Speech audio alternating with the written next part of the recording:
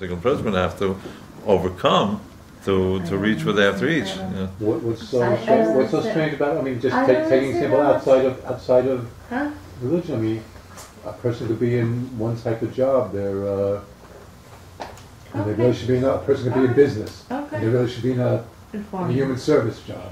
That happens all the time, right? Okay. Yeah, it's along those lines. But right? how would you determine that a person's soul is not the same kind of soul as the rest of the house? Now, if I could, that's after David's discussion.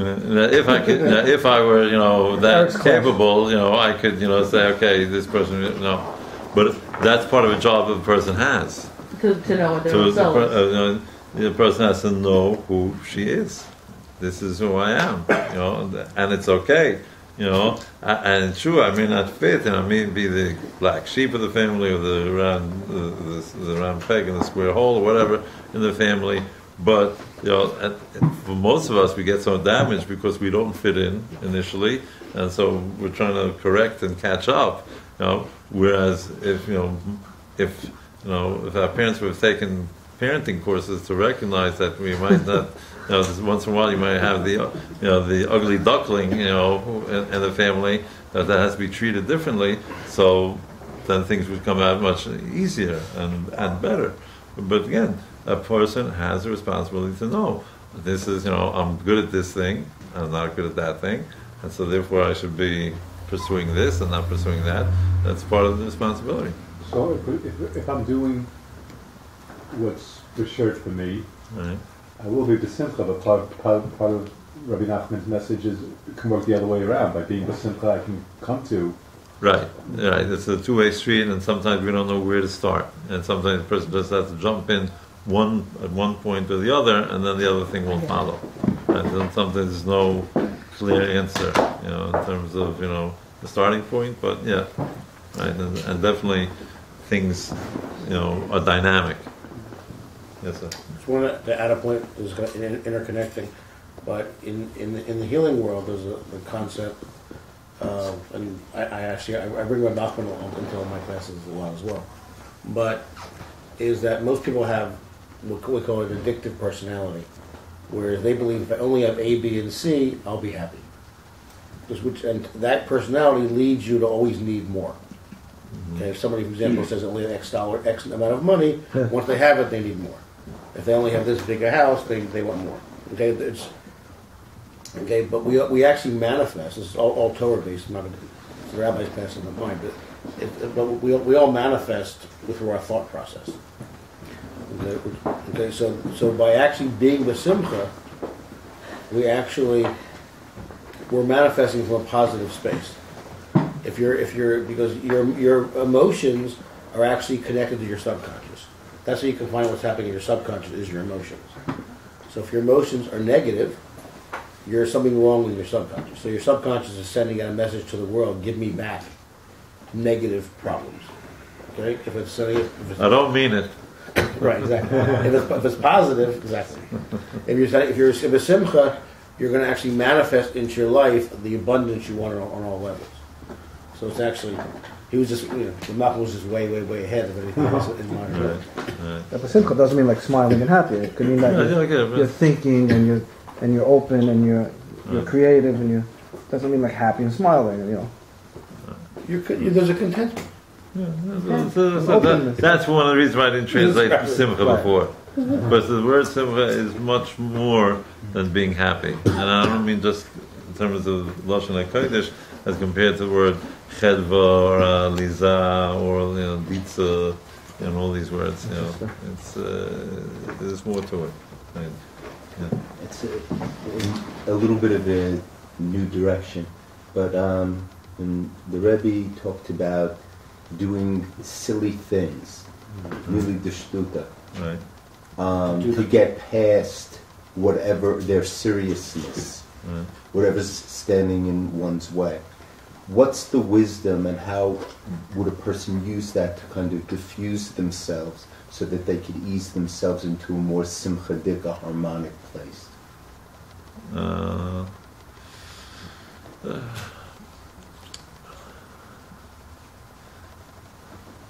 an attitude in life. All right, that's really what it is. It was about. First of all, since you brought it up, I just want to. I think I actually mentioned this here last time I spoke here. The Breslov Hasidim in Uman, I guess it's about 100 years ago or so, when they were very big into slapstick. They would throw watermelon rinds at one another when they wanted to cheer themselves up, and that was their idea of a good time. And being funny.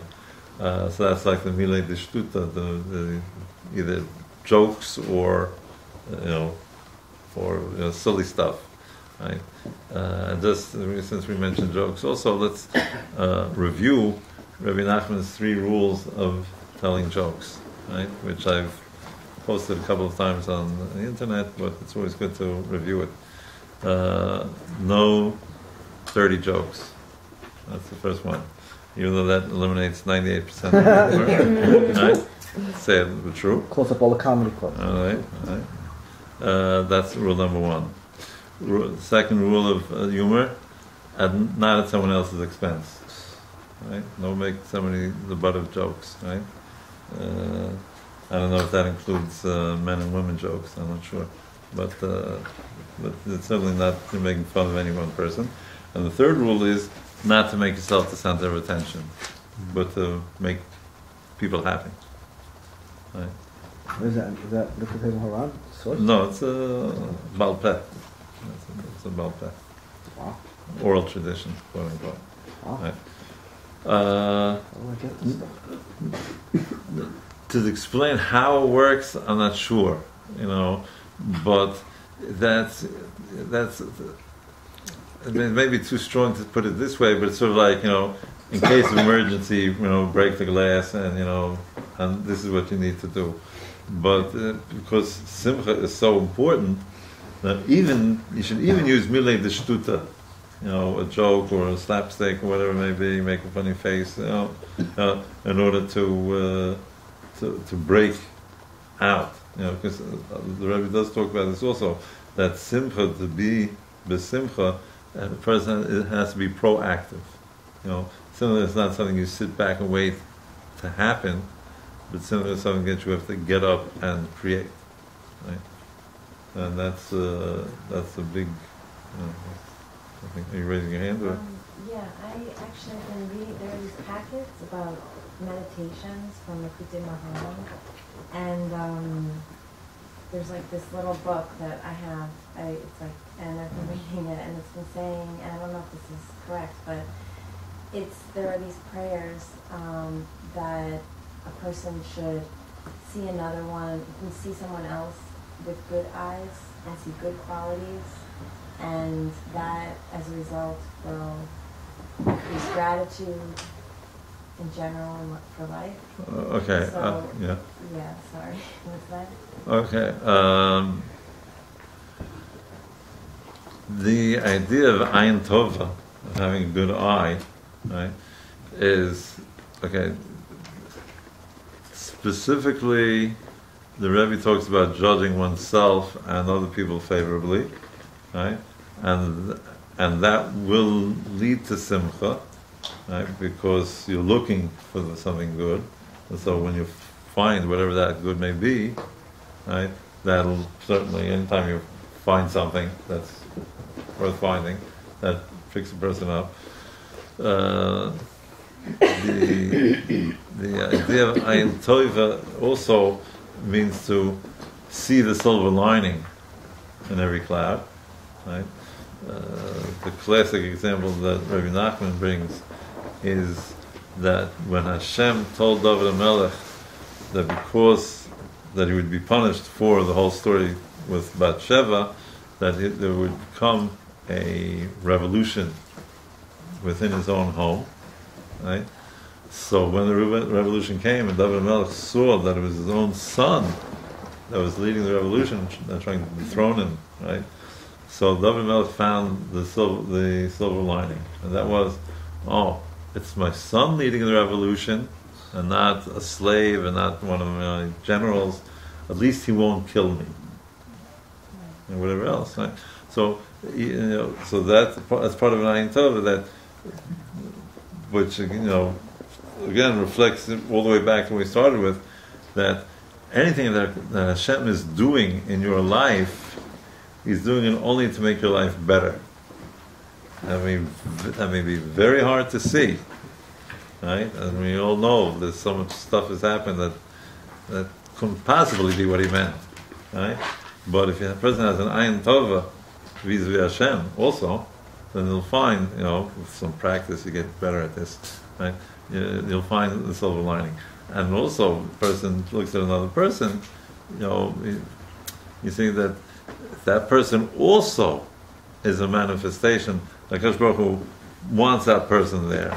You or I may not really want that person to show up, right? But when you start to reflect, Hashem created this person also has, the same sort of value that I have, or the same value in a very real sense. So you say, there must be something good here also. Even though it may be horribly inconvenient and painful for me to have to deal with this person, there still must be something good here. Right? And that takes a lot of practice, especially with people you know. Maybe it's also if you develop that ability, seeing that in somebody else, you can apply it to yourself. Right. Or in yourself, and then being generous to share with others. Again, these things are dynamic, and each of us, because we're different, some people will be able to more easily enter through one door and others through another door, and even we ourselves, today this works and tomorrow that'll work. The Reb Nosson says this in Likutei Halachot, a complaint that was, I don't know if it's heard so much nowadays, but I remember growing up, people who claim that there are Taryag mitzvot, there's 613 mitzvot, it's so many, it's as if it were too many mitzvot. And Reb Nosson says, it's actually a wonderful thing, because imagine if there were only one or two mitzvot, and you couldn't do them, then how would you get in? This way, they're Taryag mitzvot. If you can't enter through the door of Torah, enter through the door of Tefillah. Those doors are closed. Enter through the door of Chesed, the door of Chanukah.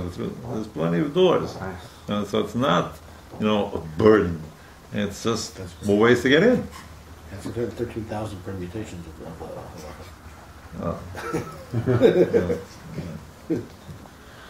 Any more questions, comments? Anybody? Okay, just want to repeat before David signs off or Rebel signs off.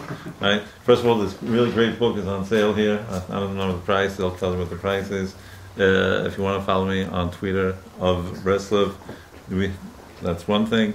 Breslov, BRESLOV.org has a free weekly Dvar Torah. Yours truly writes for it. And you can sign up, subscribe over there. It's worthwhile, if I must say so myself. And especially if I know I have wonderful people like you reading it, I'll be more inspired to do a better job. So, please. I do have a comment, actually. Please. Maybe it's an obvious thing, and it's not only